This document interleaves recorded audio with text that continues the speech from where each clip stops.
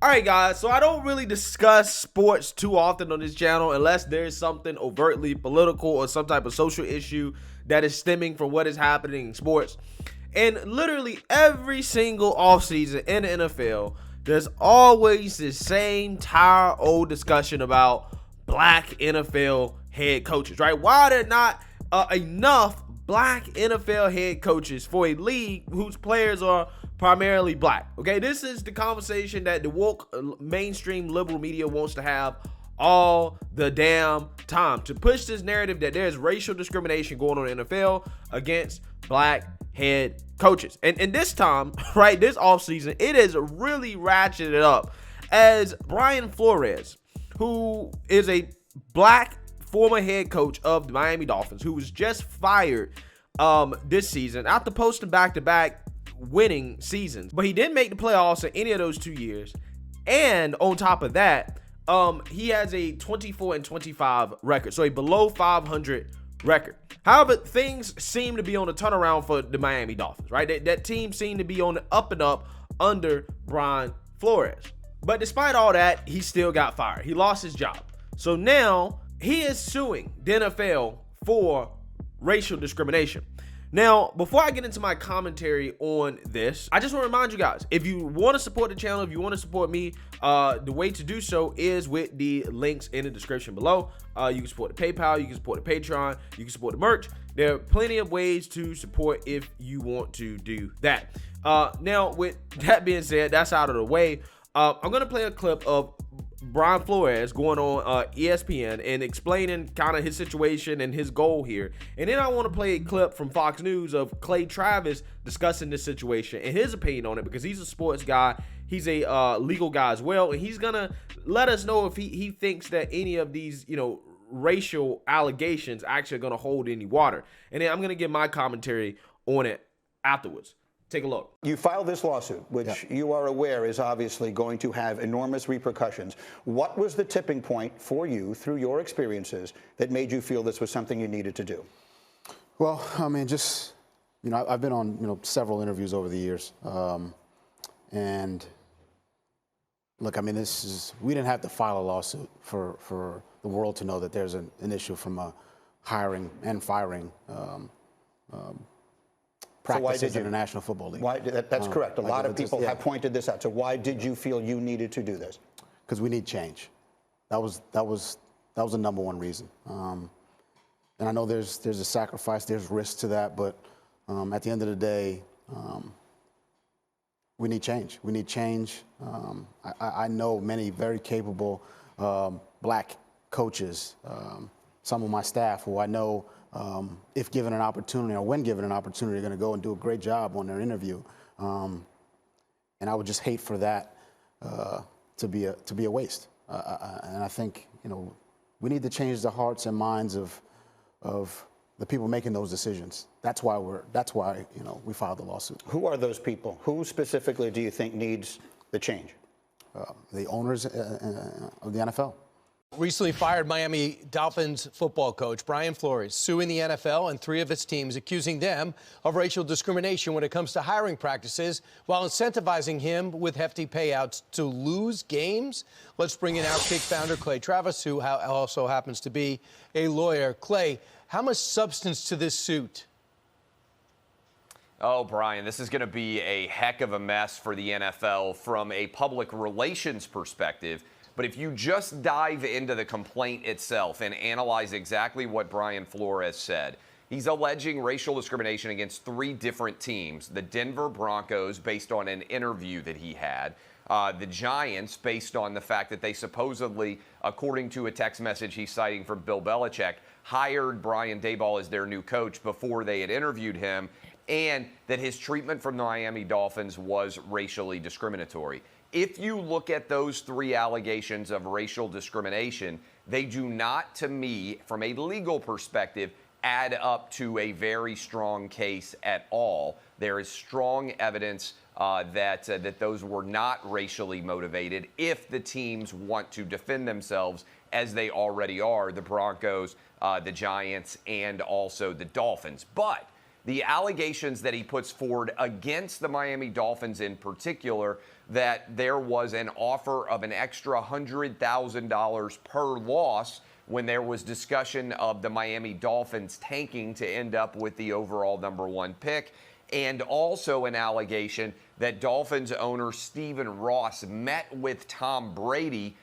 when Brady was about to be a free agent, but before he was officially a free agent, that could be tampering. To me, those allegations, which appear to have more evidentiary basis, while they aren't as concerning from a public relations perspective, are more significant than his allegations of racial discrimination. For people at home, there's a Rooney Rule that says if you're going to hire a coach, you have to interview a minority. And he feels as though he's been trotted out there, and he pointed out that John Elway, when he was running the Denver Broncos, him and the GM showed up and they were basically hung over, didn't really even listen to him, didn't give him a real shot. But he does get a head coaching job. He does record 2 back-to-back winning seasons, first time since 2003 for the Dolphins. He did win, I think, 7 of his last 8 games and was up for at least most of the 5 jobs left in the NFL. Why do you think he's doing this now, knowing he has a second interview in Houston? Yeah, I don't know why he would do that either, right? Considering that the dude still got job interviews and could very well possibly be hired, right, in the next few days or the next few weeks, okay, for another head coaching job. And to me, in my opinion, guys, this guy, you hate to see it. You really do hate to see it. Because he seems to be Kaepernicking himself, right? He seems to be going the Kaepernick route. He seems to want to be the Kaepernick of head coaches, right? In my opinion, I think this dude is salty about what happened at Miami with the Dolphins, between him and the owner and whoever's running that organization. And I think he used that to run a racial narrative that he really doesn't have any real proof of.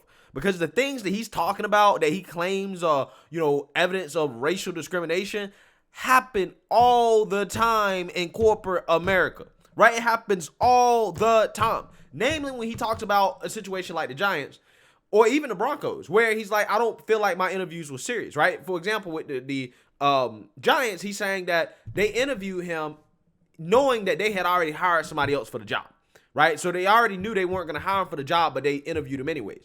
And I'm like, that happens all the time in corporate America, okay? Guys, I've been in interviews where dude just flat out told me, he was like, we kind of already know who we're going to hire, but, as a formality, we just have to go through this interview process, unless something changes significantly or, you really do well in this interview or whatever, we already kind of know who we're going with.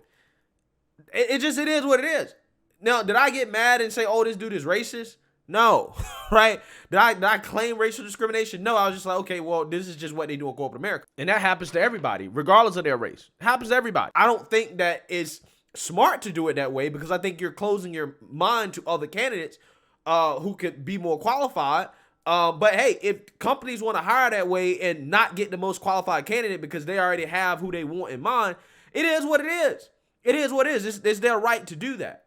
Okay, he talked about the Denver Broncos, alleging that John Elway and I guess the owner showed up to the interview drunk, wasn't taking them serious. Again, it happens, right? That happens as well. Okay, I'm not saying it's right, but that's not evidence of racial discrimination. That's not evidence of racial discrimination. That's just evidence of these organizations not really wanting to do their due diligence on all the people that they are considering hiring. That happens in corporate America. So yeah, for the life of me, I really don't understand why you would do this. Why would you do this? Okay? Now, when it comes to the whole Dolphins allegations, now, in my opinion, listen, if the Dolphins were so racist, I don't think you would have been hired in the first place, right? Why they hire a black man in the first place if they were so racist? I think what's going on with the Dolphins is that, hey, you have a legitimate disagreement between you and the ownership, right?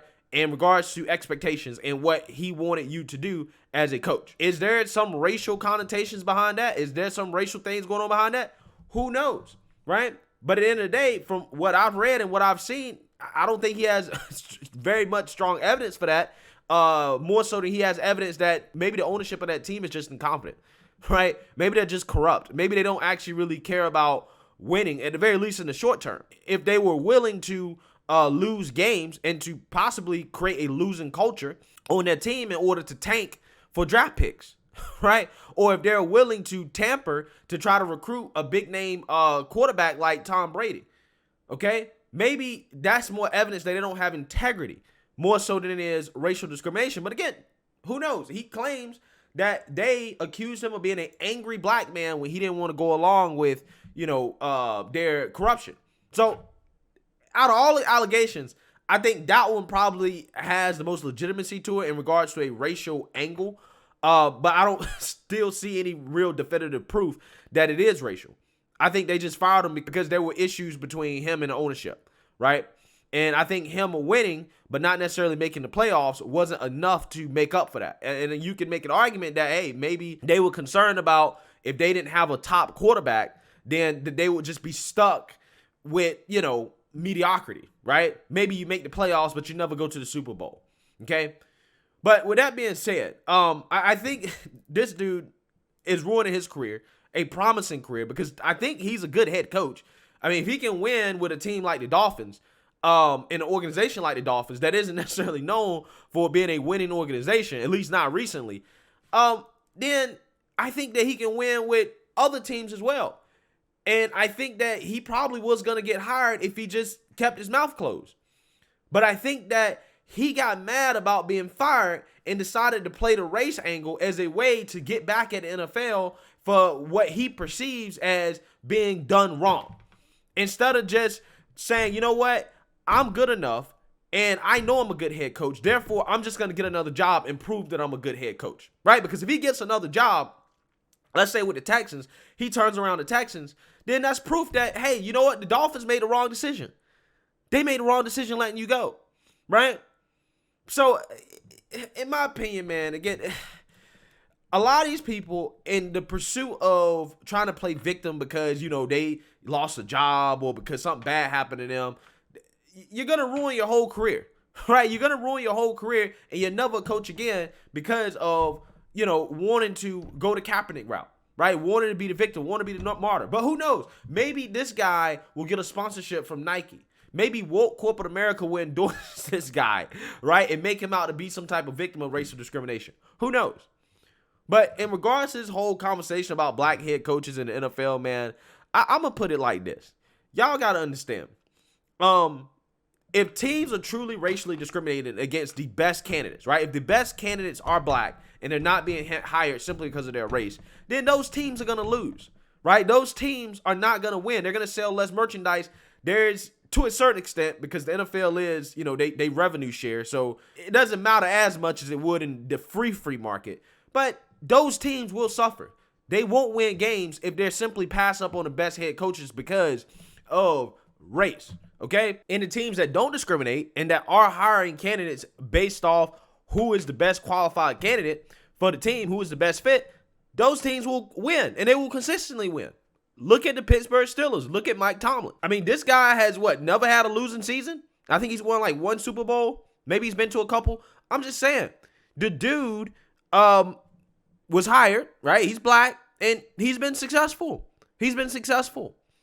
Okay, now there's some people that got issues with Tomlin, but people have issues with every head coach, right? People have issues with every head coach. It's not just because he's black. It's because being a head coach is difficult. It is hard. You're going to receive criticism even if you win. People are not going to like you. They're going to think that you can do better. So with that being said, I mean, I feel like this guy probably had cost himself his career coaching in the NFL, pulling this stunt with no real evidence. At the very least, this season, getting a head coaching job with this lawsuit. Because why would I hire him, right, if I'm any team, if I know that if I fire this guy, he's going to turn around and accuse us of being racist? I'm just saying. Not a good look. But let me know what you guys think. Make sure you like, comment, and subscribe. Most importantly, share a black conservative perspective. Peace.